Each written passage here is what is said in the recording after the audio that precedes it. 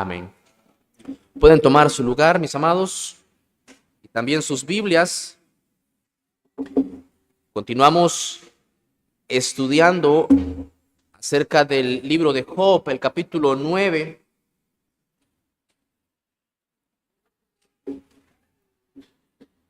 Job 9, del 1 al 4. En el capítulo anterior del libro de Job, el capítulo 8, Bildad, que era uno de los amigos de Job, había afirmado en los términos más enérgicos posibles que Dios es absoluta e invariablemente justo. Bildad dice en el capítulo 8, el versículo 3, que Dios nunca, jamás, pervierte la justicia. Dice el versículo 3 del capítulo 8, ¿acaso torcerá Dios el derecho o pervertirá el Todopoderoso la justicia? Por lo tanto, según el entendimiento de Bildad, Dios nunca rechazaría a una persona sin culpa, ni él tampoco va a bendecir a los malhechores. El versículo 20 nos dice, he aquí, Dios no aborrece al perfecto, ni apoya la mano de los malignos. Por otra parte, el primer amigo de Job, el que habló, Elifaz, aunque no había sido tan directo como Bildad hasta este momento, él también estaba de acuerdo con este argumento. De hecho, eso fue lo que él dijo en el capítulo 4, el versículo 7, donde dijo que las personas inocentes nunca perecen. Sin embargo, es probable que Job hubiera estado de acuerdo con sus amigos conforme a la tradición del momento en el que estaba Job, hasta ese terrible día en el que comenzaron sus problemas y sus calamidades.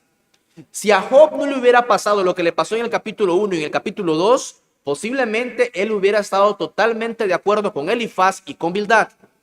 Pero cuando a Job le pasa lo que le pasa, ahí entra completamente un conflicto. Ahora, ¿por qué podemos pensar y decir que Job pudiera haber estado de acuerdo con ellos si no hubiera tenido todo ese problema? Bueno, es que esta era la cosmovisión tradicional e incuestionada de todos ellos. Dios es Dios y Dios es justo. Y de hecho, en esta nueva etapa en la que Job vuelve a hablar, porque si analizamos los textos del libro de Job, se da una serie de diálogos. Habla Job, habla un amigo, responde Job, responde otro amigo, y vuelve a hablar Job. Bueno, esta vez Job vuelve a hablar y ciertamente él en su respuesta afirma estar de acuerdo con el entendimiento de que Dios es justo. E inclusive vamos a ver en la tarde de hoy que Job expande aún mayormente el concepto de la justicia de Dios y lo trae a un aspecto práctico. ¿Cómo es que entonces funciona esa justicia de Dios que es tan justo, tan perfecto y tan grande delante de hombres mortales como ustedes y como yo? Dice Job. Y es así como empezamos nuestro sermón en la tarde de hoy, siendo el primer encabezado donde Job habla acerca de una justificación que es realmente imposible. El versículo 1 y 2 dice así: respondió Job y dijo, ciertamente yo sé que es así. Vamos a hacer una pausa hasta ahí. Job le dice a Bildad y Job le dice a Elifaz, miren, yo estoy de acuerdo con lo que ustedes dicen acerca de que Dios no tuerce la justicia, ni pervierte el derecho. ¿Con qué estaba de acuerdo Job? Con lo que Bildad le había dicho. Y Job dice, amén, es verdad que Dios es justo, siempre ha sido justo, siempre será justo y esto no va a cambiar nunca. Sin embargo, como hemos venido observando, para Bildad y Elifaz, Dios es justo cuando y porque castiga a los malos.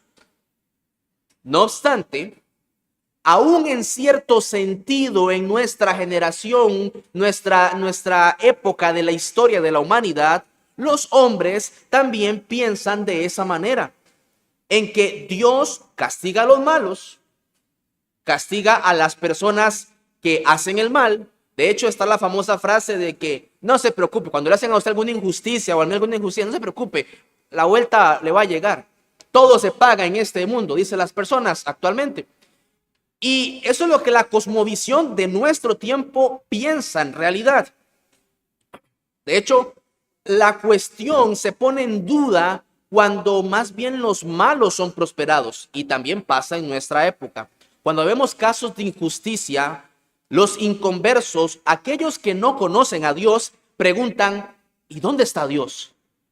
¿Qué pasa con Dios? ¿Por qué Dios no castiga, no ejecuta, no detiene esos actos de injusticia? Bueno, nosotros también entendemos que Dios no está obligado a seguir la misma práctica siempre. Pero lo que nosotros sí sabemos y que podemos estar total y completamente seguros es que independientemente del camino que tome Dios en sus inescrutables juicios, mis amados, Dios siempre es justo. Dios siempre es justo. Aunque para nosotros no nos parezca, o aunque para las personas de alrededor no les parezca que Dios está obrando con justicia, Dios es siempre justo. Tenemos que nosotros tomar la palabra de Dios, entenderla y aplicarla y decir que Dios es siempre justo, independientemente de cómo trate a los hombres. Independientemente de cómo Dios trate a los inconversos o a los creyentes, Dios es justo. Y debo ser enfático en esto, mis amados, porque para algunos, y aún dentro de la línea cristiana, para algunos el razonamiento de la doctrina de la elección, donde Dios elige a los que a Él le place elegir y los llama para salvación por su libre bondad y rechaza a los malos, para algunas personas esto les parece injusto. Pero, como dice Pablo en Romanos 9:14, ¿qué pues diremos? ¿Que hay injusticia en Dios? En ninguna manera. Nuestro Dios todopoderoso siempre es justo. Aquellas personas que argumentan de que hay una injusticia de parte de Dios en la elección o en la predestinación son incapaces de llegar lo suficientemente alto para comprender que Dios es justo independientemente de cómo trate a los hombres. Ahora, volviendo a Job y a sus amigos, Job y sus amigos están básicamente de acuerdo sobre el carácter de Dios. Es lo que leemos en el versículo 2. Ahí no se centra el debate que tiene Job con sus amigos. No están cuestionando de que si Dios es justo o no. Su desacuerdo puntualmente concierne o trata acerca de los porqués y los para qué de los tratos de Dios con Job. Y así es como comienza la historia de Job, donde Dios y Satanás están hablando y debatiendo acerca de la integridad de Job. Y Satanás dice, él te sigue, él te obedece, él está contigo porque tú le has colmado. Y Dios le dice, ahí está, todo lo que tiene está en tu mano. Y luego le da para que toque su vida. ¿Qué pasa en esas cosas? Y es el debate que tienen que tiene Job, con sus amigos. Ahora, hay un asunto acerca de la justicia de Dios que Bildad y Elifaz están dejando sin respuesta. Y Job lo viene meditando. Job escucha esto y pareciera que él viene meditando cuando él dice, ¿y cómo se justificará el hombre con Dios? Ahora, es como si dijera, pero, yo ciertamente sé que Dios es justo, pero ¿cómo se justificará el hombre delante de Dios? Ahora, aunque nuestra versión de la Biblia, Reina Valera 1960, lo traduce como ¿y cómo se justificará el hombre con Dios? Al menos la revisión de las Américas, de la Biblia de las Américas, y la versión en inglés King James, sí las utiliza. Usa la expresión pero. La versión de las Américas lo dice más o menos así. Es verdad, en verdad, yo sé que es así, pero, ¿cómo puede un hombre ser justo delante de Dios? Aquí hay un problema. O sea, yo sé que Dios es justo. Yo sé que Dios no va a torcer el derecho. Yo sé que Él es íntegro en todos sus caminos. De hecho, en Salmos vamos a encontrarnos más adelante cuando Él dice, Señor, ¿quién entrará en tu santuario? Dice Job, pero ¿cómo funciona esto? ¿Cómo puede un hombre ser justo delante de Dios? Y esto realmente establece un problema. Es una verdad que establece un problema. Considerando lo que Bildad dice, esto es un problema. En el versículo 20 que leímos hace un momento, he aquí, Dios no aborrece al perfecto, ni apoya la mano de los malignos. Vamos a Job capítulo 4, versículo 17, porque vamos a ver lo que soñó Elifaz. Y si retomamos ese extraño sueño de Elifaz, el problema se confirma. Job 4:17, ¿será el hombre más justo que Dios?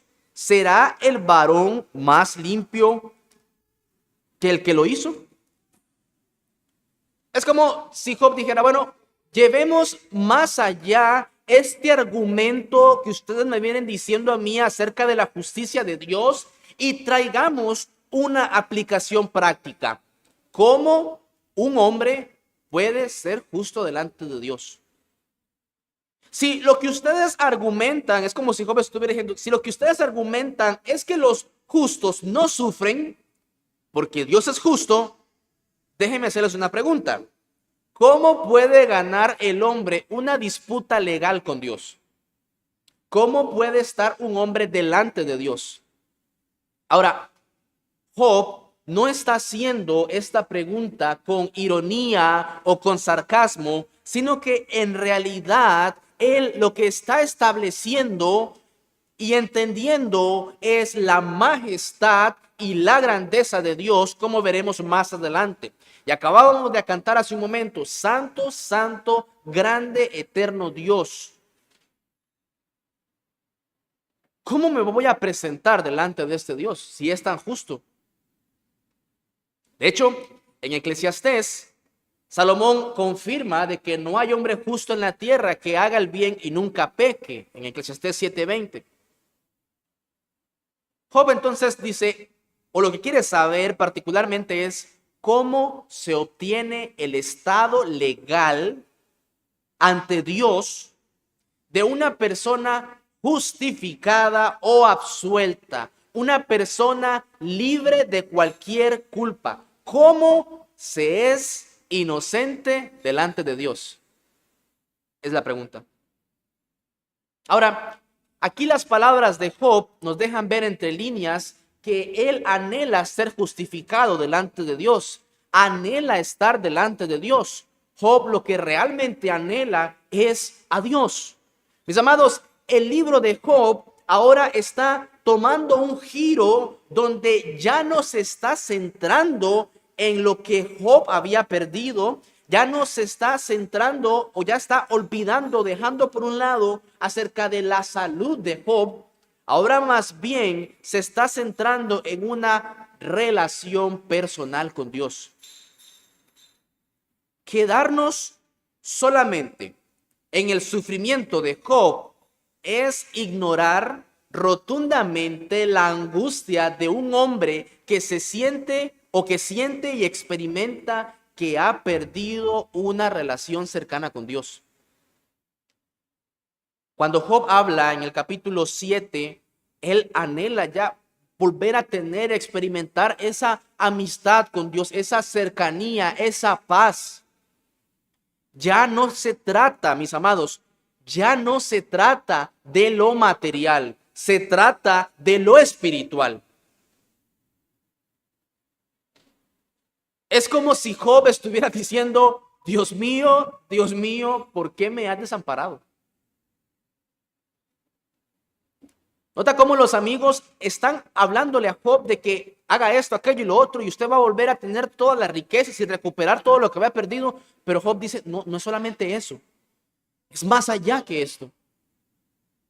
Él experimenta en el capítulo 7, vimos que era como si Dios estuviera haciendo la guerra directamente con él. Y dice Job, yo no puedo pelear contra Dios. Ahora, hay un aspecto que debemos considerar acá, y es que la autojustificación es imposible. Hay un punto que quiero destacar acá para que nuestras conciencias sean alimentadas con lo que la palabra de Dios nos dice. Porque no se trata solamente de ver a Job aislado de nosotros. Se trata de vernos a nosotros mismos por lo que la palabra de Dios nos dice y nos quiere mostrar a nosotros acerca de nuestro día a día, de nuestro andar, de nuestro caminar. Miren, la autojustificación es lo que está diciendo también el texto, es imposible. Tú y yo sabemos que en definitiva no vamos a poder justificarnos a nosotros mismos delante de Dios en el juicio final. Si tú y yo leemos el texto, sabemos que eso de ¿y cómo se justificará el hombre con Dios? Usted y yo entendemos que por nosotros mismos, imposible. Imposible. Pero, ¿qué hay acerca de justificarnos delante de los hombres? O de autojustificarnos a nosotros mismos. ¿Qué hay acerca de esto? ¿Por qué los hombres se justifican a sí mismos cuando pecan con tanto denuedo? ¿Por qué tienen tanta confianza en sí mismos? ¿Por qué se tienen los hombres en tan alta estima? ¿Y por qué están llenos de tanto orgullo? ¿Por qué? Si no es porque se limitan a este mundo y cada uno de nosotros nos comparamos con nuestro vecino y con nuestro prójimo. En una ocasión se acercaron a Charles Spurgeon, famoso predicador, para comentarle que algunas personas estaban hablando acerca de sus debilidades de carácter, o para decirle que estaban hablando acerca de algún pecado y estaban murmurando acerca de él, a lo cual Spurgeon respondió, y eso que no me conocen. Miren, mis amados, cada vez que se hable de nuestros pecados, cada vez que se nos señale, se nos exhorte alguna debilidad, no debemos pensar en términos mundanos y decir, bueno, pero no soy tan malo. Cada vez que alguien hable de nuestros pecados y los expone ante nosotros, no debemos mantener la mirada fija en este mundo. Debemos mirar el tribunal de nuestro Señor Jesucristo, donde debemos dar cuenta de nuestra vida y reconocer la incomparable majestad de Dios.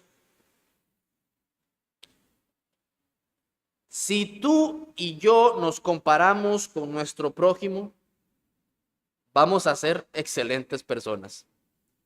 Si tú y yo nos vamos a comparar delante de Dios, cuando nos señalan nuestros pecados, mis amados, ¿cómo se justificará el hombre delante de Dios?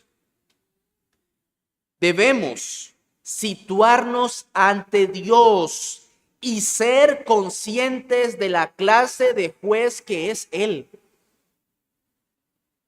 Mira, Dios gobierna de acuerdo con su majestad, no según nuestras directrices. Dios encontrará en los hombres lo que nosotros no podemos ver en ellos. Si tú y yo nos justificamos de nuestro mal, Dios está viendo aún mucho más de lo que tú y yo alcanzamos a ver de nosotros mismos. Si pensamos en esto, si pensamos de esta manera, entonces todos despertaremos y nos apartaremos de nuestros caminos insensatos. Como dice el apóstol Pablo en Romanos 12:3, mis amados, no tengas más alto concepto de sí que el que debe de tener, sino que piense de sí con cordura. Pensemos de nosotros mismos con corduras.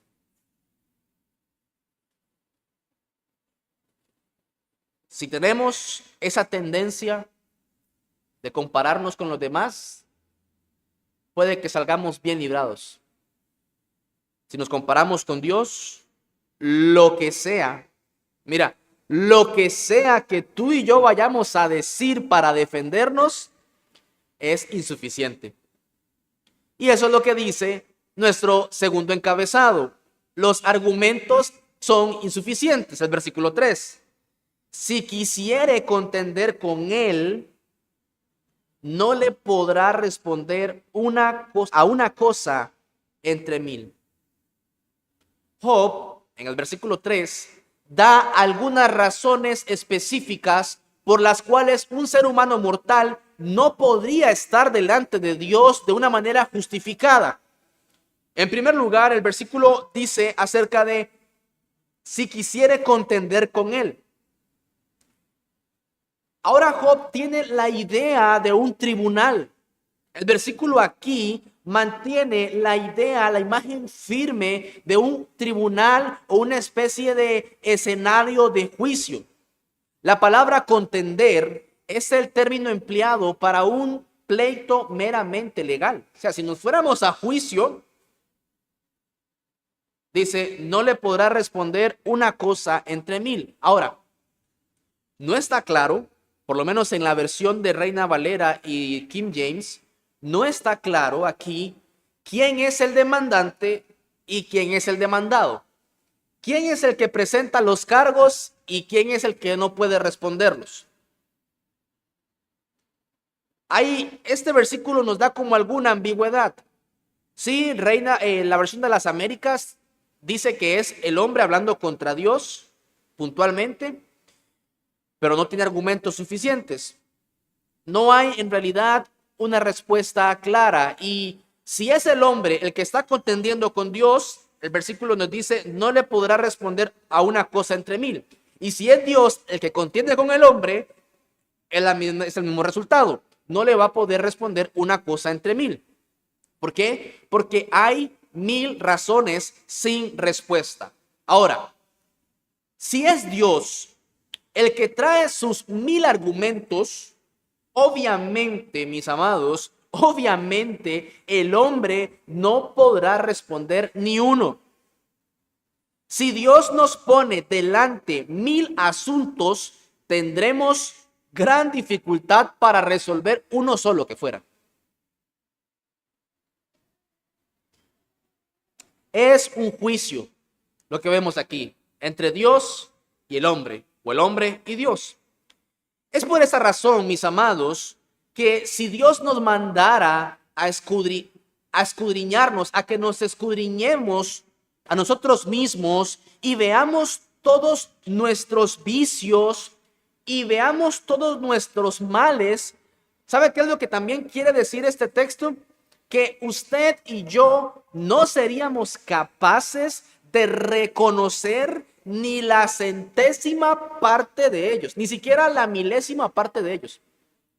Si usted y yo nos examináramos, haciendo todo el esfuerzo posible, no vamos a llegar a conocernos realmente. David, en el Salmo 19, el versículo 12, dice que él se examinó a sí mismo y cuando vio sus pecados, exclamó, ¿quién podrá entender sus propios errores, sus propias desviaciones morales? ¿Quién? Luego dice David, y por eso él añade, Señor, líbrame de los que me son ocultos. Ahora, ¿por qué David llama errores o pecados ocultos? Es esencial que nosotros conozcamos bien cuáles son nuestros pecados, si no, ¿cómo los vamos a confesar delante de Dios? Usted y yo necesitamos conocer cuáles son nuestros pecados. Ahora, David dice, hay algunos pecados que yo no conozco, que no veo. ¿Por qué es esto así? Bueno, David sabía muy bien que Dios ve más claramente que nosotros. Por eso dice, líbrame aún de los que me son ocultos. Mis amados, vamos a tener una gran dificultad en distinguir uno de 1000 pecados nuestros. Dios cuenta mucho más, pues ve todo lo que nos está oculto a nosotros mismos.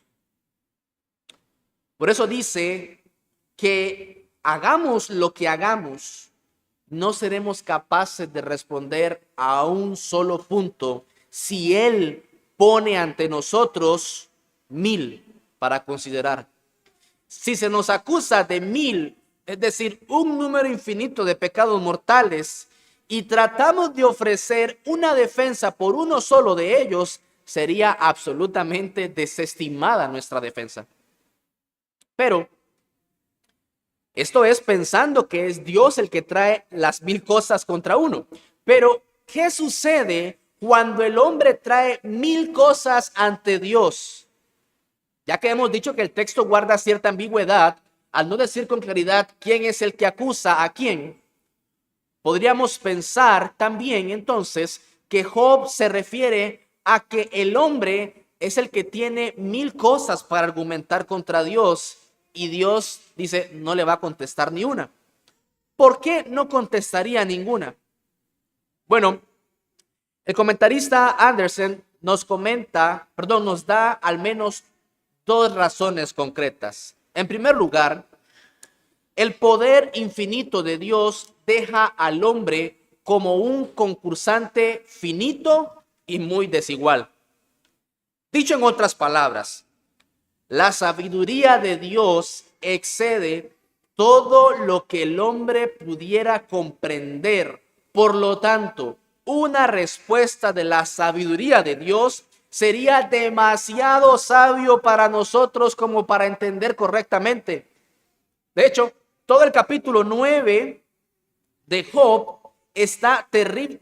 Perdón, todo el capítulo 9 muestra que Job está terriblemente consciente de la vasta diferencia que hay entre Dios y los hombres. En 1 Corintios capítulo 1, el versículo 25, Pablo dice, porque lo insensato de Dios es más sabio que los hombres, y lo débil de Dios es más fuerte que los hombres.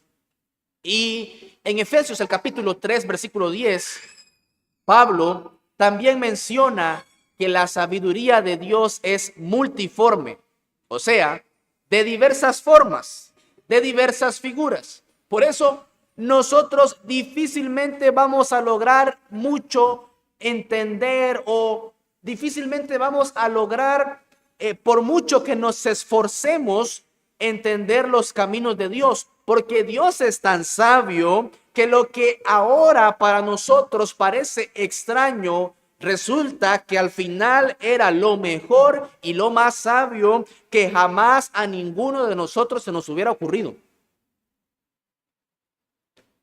Si Dios nos diera una respuesta, no la entenderíamos, porque Él es infinitamente más sabio.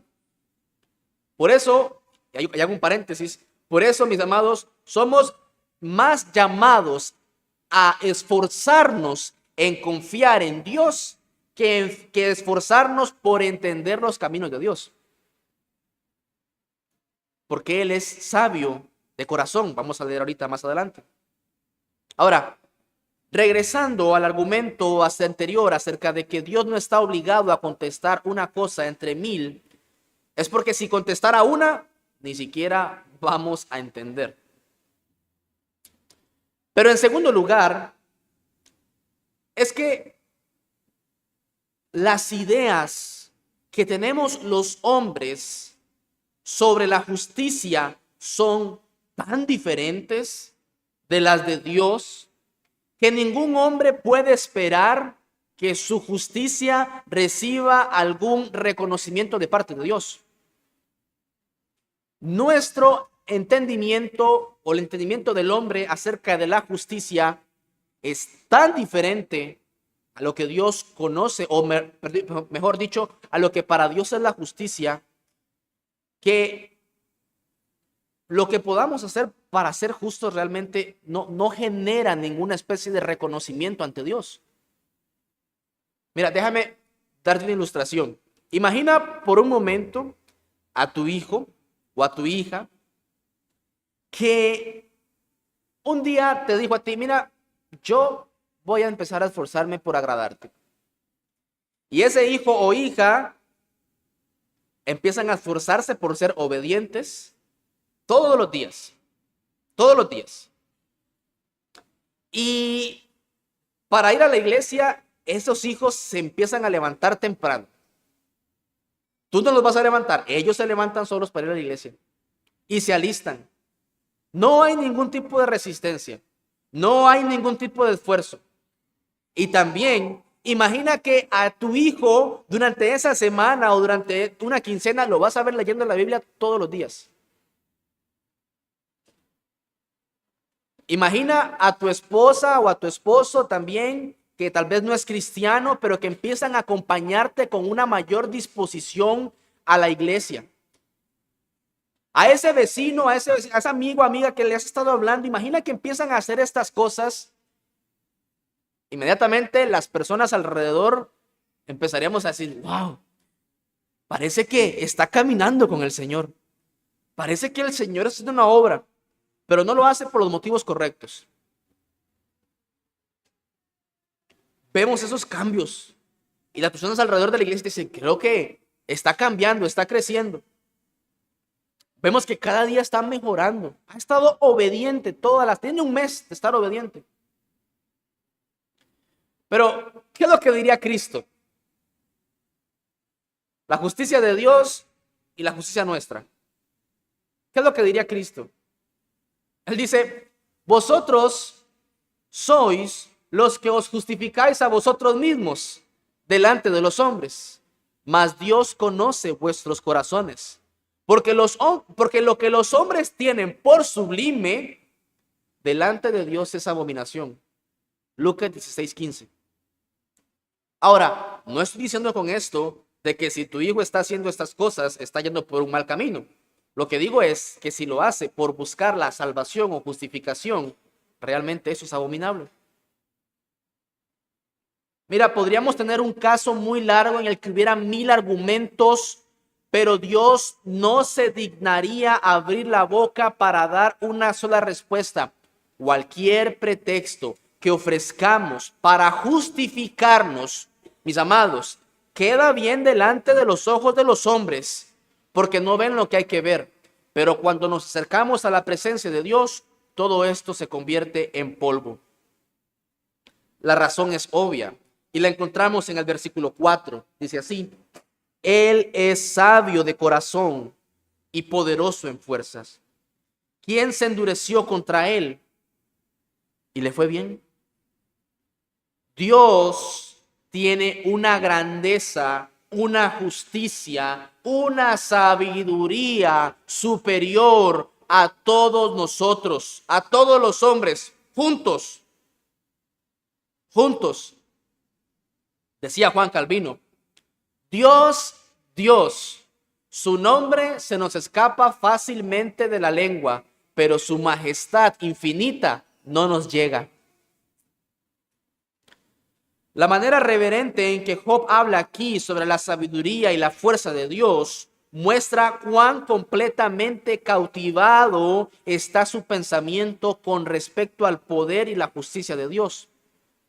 Cuando se nos dice aquí que Dios es sabio de corazón, no se está hablando de la sabiduría humana, de lo que podemos entender. Cuando se nos dice aquí que Dios es poderoso, no quiere decir que sea tan poderoso como un gigante o una montaña, sino que debemos glorificarlo sabiendo que no hay poder, ni fuerza, ni virtud equivalentes a los que hay en las criaturas o en cualquier cosa que veamos en la tierra, y que debemos encontrar todo el poder y toda la virtud solo en Dios. Por lo tanto, estos razonamientos dejan muy en claro que para el hombre mortal es absolutamente imposible estar en un tribunal delante de Dios. De hecho, esta pura imposibilidad de estar delante de Dios en el tribunal es la carga principal del discurso de Job. No puedo estar delante de Dios. Él es muy justo. No puede convocar a Dios usando las simples fórmulas que recomendaba Elifaz o que recomendaba Bildad. No es simplemente de que Dios es justo y que puedo hacer esto, aquello y lo otro y vuelvo otra vez a la normalidad. Job dice, ¿cómo puedo estar delante de Dios? Si yo por mí mismo, un hombre mortal, no tengo argumentos para presentarme delante de Él. El Dios de Job es demasiado grande para manejarlo tan fácilmente. Dios es demasiado fuerte y demasiado inescrutable para que tengamos alguna posibilidad contra Él en el tribunal. Entonces, como pregunta Job, ¿quién se ha endurecido contra Él? O sea, ¿quién se ha enfrentado contra Dios y ha tenido éxito? O sea, ha sobrevivido. No se puede hacer. Entonces, en este discurso, Job va a enfrentarse a la imposibilidad de lograr alguna vez el anhelo más profundo de su corazón, poder estar delante de Dios. Mis amados, habiendo dicho esto, habiendo dicho todo lo anterior, ineludiblemente vamos a llegar a esta conclusión que llegaron los discípulos en el Nuevo Testamento.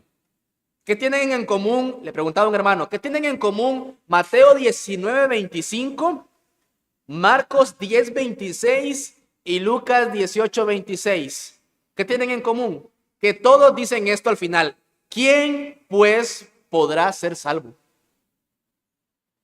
¿Quién pues podrá ser salvo?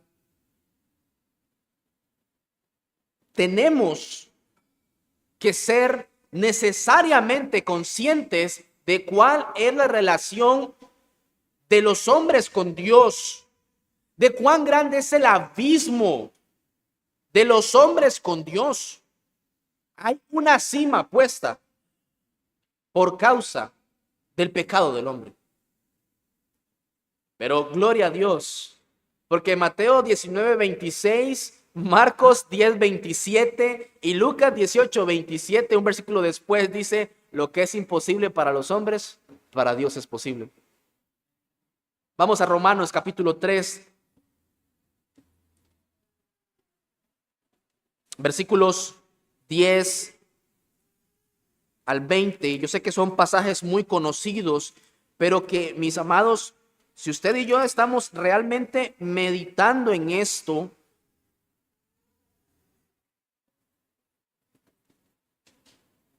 Dios ha tenido una grande misericordia.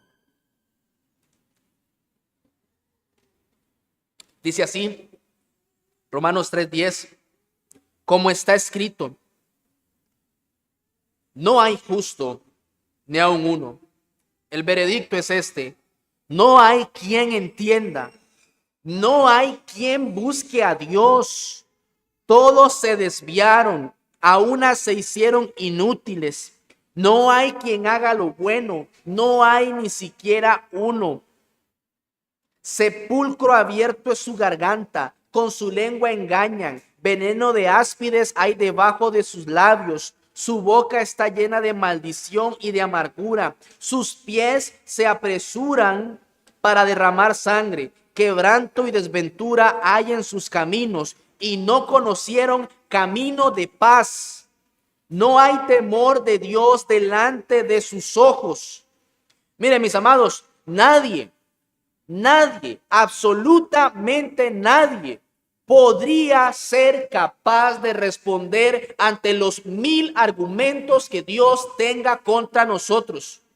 La Biblia nos deja sin excusa. Yo sé que usted y yo sabemos esto, pero tenemos que recordar el Evangelio.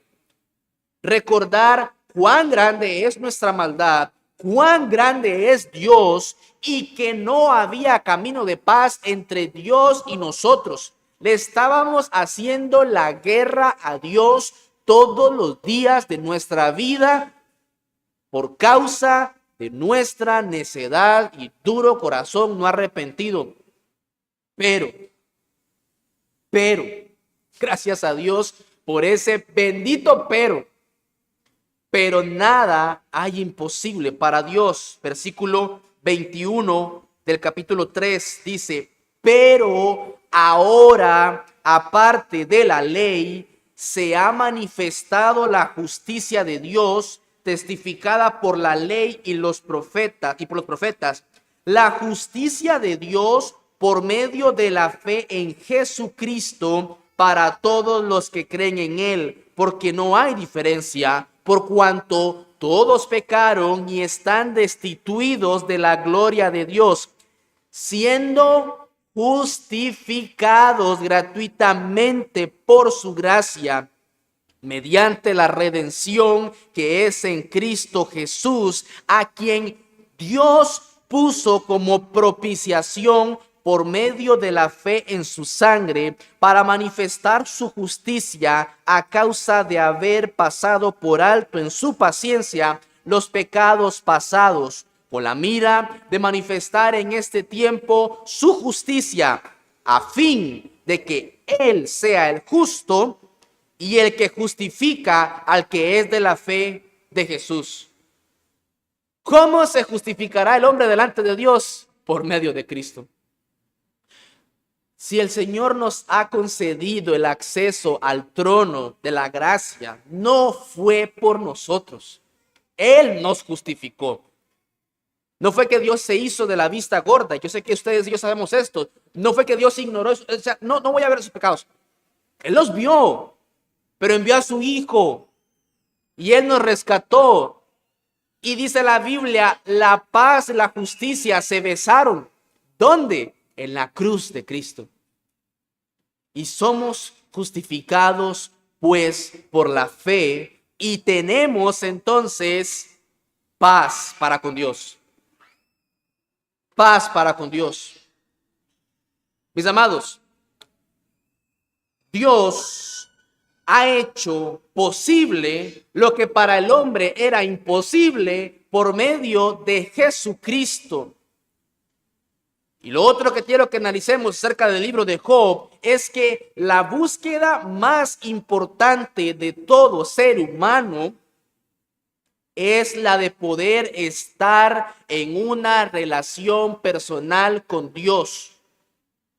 El libro de Job no se trata de lo material, no se trata de la salud, no se trata de la paz temporal en este mundo que tú y yo podamos estar experimentando. El libro de Job no se centra en la pérdida y recuperación de lo material exclusivamente. También se trata y consiste en la búsqueda desesperada de Dios en medio de tanta confusión.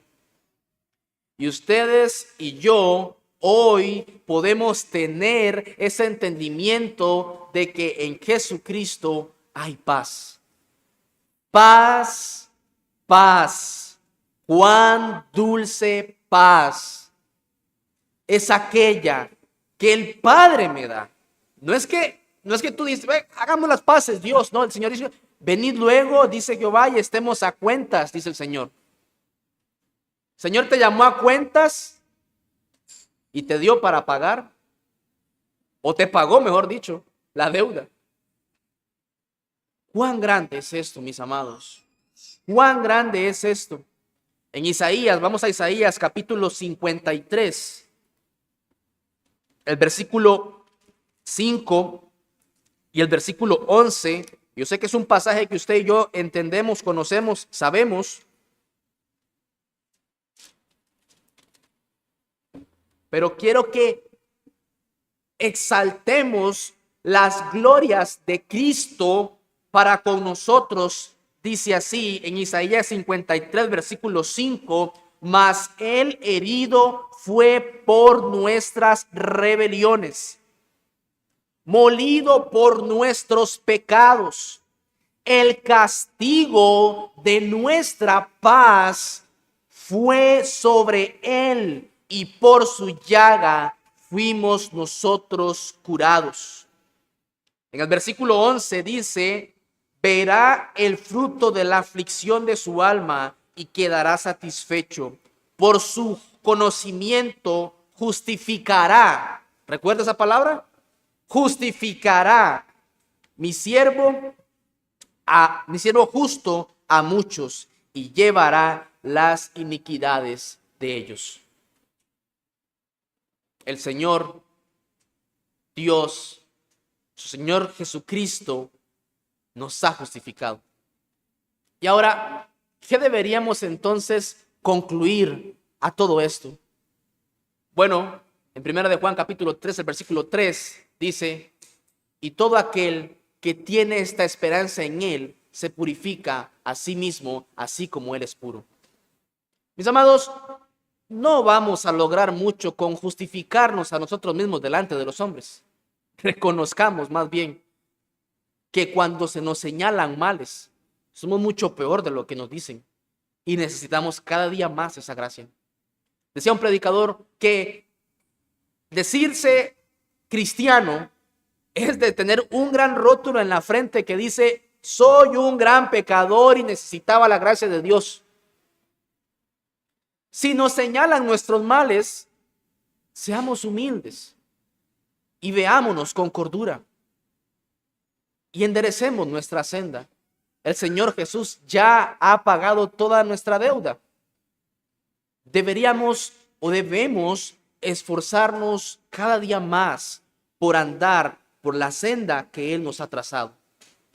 Seguir las pisadas de Él. Andar conforme a su voluntad, esforzándonos en nuestra santificación. Job dice, no sé cómo estar delante de Dios. A nosotros se nos dice que tenemos acceso al trono de la gracia para hallar misericordia, para hallar gracia, misericordia, para el oportuno socorro. Oremos.